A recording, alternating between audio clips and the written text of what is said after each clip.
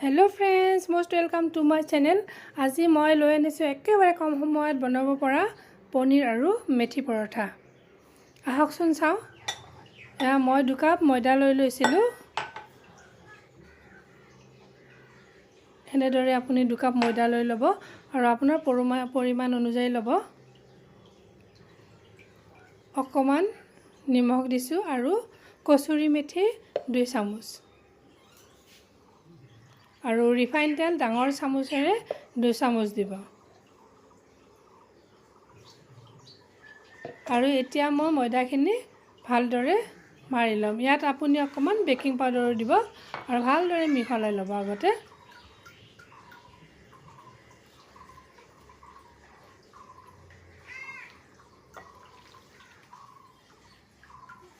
এতিয়া মই ভালদৰে পানীৰে ময়দাখিনি মাৰি 1 ঘণ্টামান সময় ৰাখি থম। আৰু আপোনালোকে যদি মোৰ চেনেলটো ভাল পায় প্লিজ সাবস্ক্ৰাইব এটা কৰি দিব। তেতিয়া নতুন নতুন ভিডিঅ'বোৰ আপোনালোকৰ ওচৰলৈ যাব। এনেদৰে মই ময়দাখিনি ভালদৰে মিহলাই ল'লোঁ। ইয়াৰ পিছত অকণ হাতেৰে মঠি ল'ম।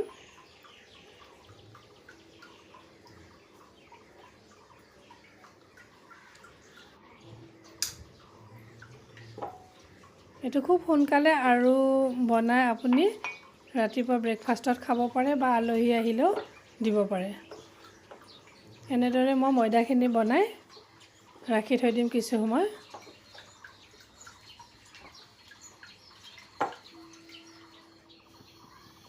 আৰু এয়া পৰঠাখিনি মই এতিয়া ৰিফাইন তেলত ফ্ৰাই কৰিছোঁ।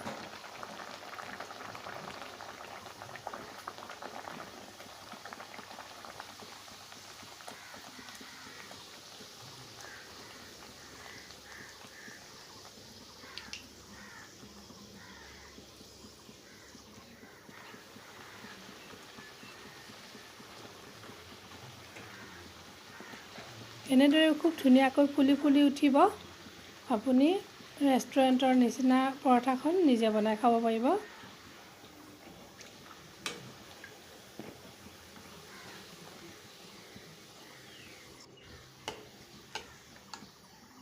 এনেদৰে মই ইখনৰ পিছত আনখন পৰঠা বনাই পেলাইছিলোঁ। মই আপোনালোকৰ ওচৰলৈ একেবাৰে সৰু সৰু ভিডিঅ' কিছুমান চিম্পল ভিডিঅ' লৈ আহোঁ। আশা কৰোঁ আপোনালোকে ভাল পাই লাইক এটা দিব।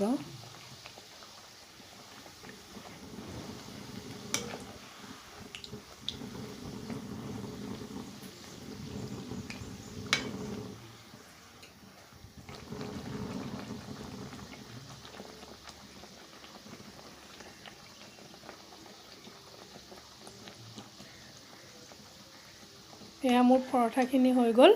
ইয়াৰ পিছত মই পনীৰৰ ৰেচিপিটো বনাম।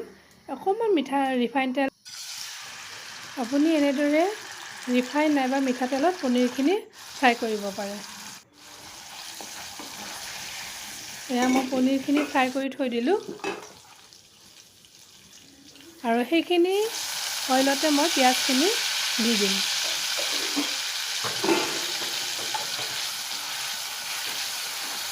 এনেদৰে মই পিঁয়াজখিনি ফ্ৰাই কৰিম।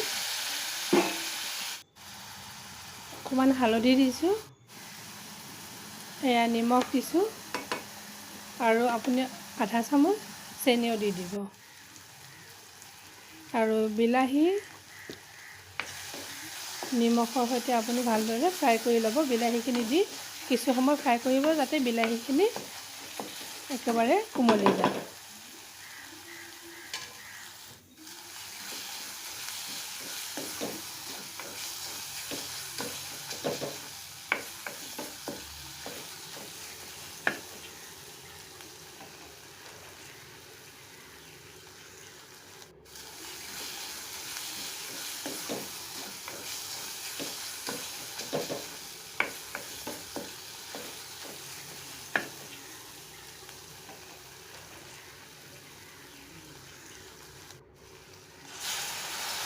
অকণমান পানী দিছোঁ, মই বেছি পানী নিদিওঁ কাৰণ পৰঠাৰ লগত খোৱা হিচাপত অকণমান দিছোঁ পানী।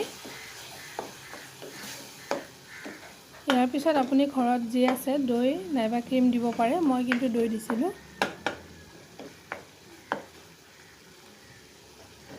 আৰু যদি জলকীয়া গুড়ি খাই নিশ্চয় দিব পাৰিব। অকণমান গৰম মছলা দিছোঁ।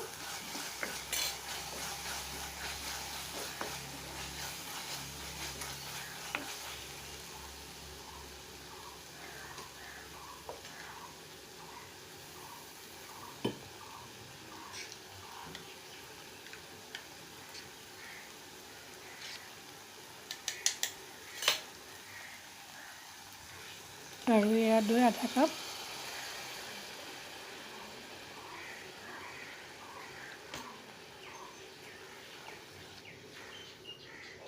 এনেদৰে ভালদৰে লৰাই দিব।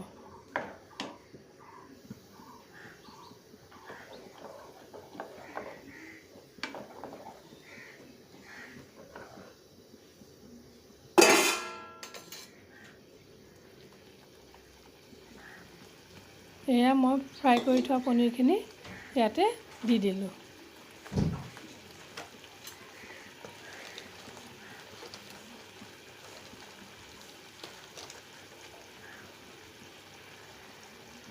আৰু এচামুচ কচুৰি মেথি দিছোঁ টেষ্টৰ কাৰণে।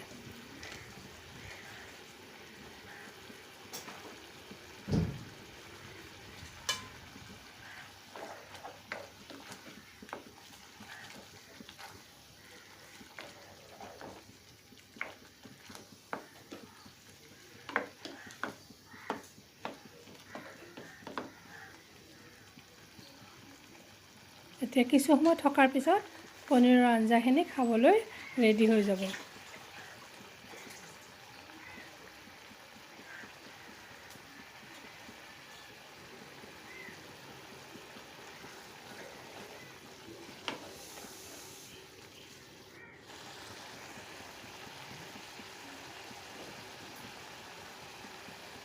এয়া মোৰ প্ৰায় আঞ্জা ৰেডি হৈ গ'ল।